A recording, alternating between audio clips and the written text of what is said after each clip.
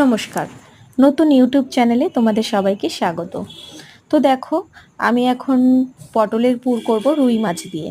তার জন্য আমি কিছু পটল নিয়ে নিলাম।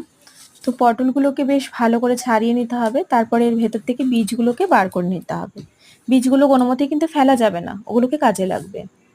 তো ভালো করে ওই পটলের বীজগুলোকে ছাড়িয়ে নিয়ে পটলগুলোকে একটু ফ্রাই করে নিতে হবে। ফ্রাই করে নিলে কি হবে, পুরটা ভরতে অনেকটাই সুবিধা হবে।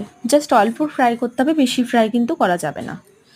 তারপর আমি মিক্সার গ্রাইন্ডে পটলের বীজ, নারকেল, পোস্ত, কাঁচা লঙ্কা, একটু আদা, একটু রসুন অ্যাড করেছি, সেটা আমি দেখাতে ভুলে গেছি। তো সব কিছু আমি মিক্সার গ্রাইন্ডে গ্রাইন্ড করে নিয়ে তো মশলাটাকে আমি কড়াইতে জাস্ট সাদা তেল, রিফাইন তেল দিয়ে একটু জাস্ট শুকনো করে নেব।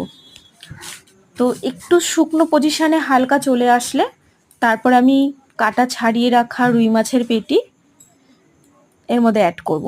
একটু লবণ হলুদটা বুঝে দেবে, যতটা পছন্দ, যতটা প্রয়োজন আর কি, ততটাই। নামানোর আগে একটু মিষ্টি দেবে।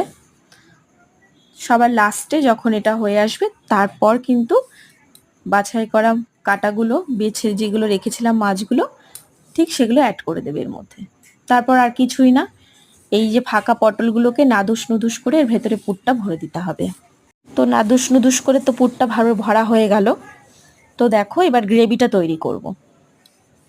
তো গ্রেভি তৈরি করার জন্য কড়াইতে আমি শুকনো লঙ্কা, তেজপাতা, গোটা গরম মশলা দিয়ে নিয়েছি।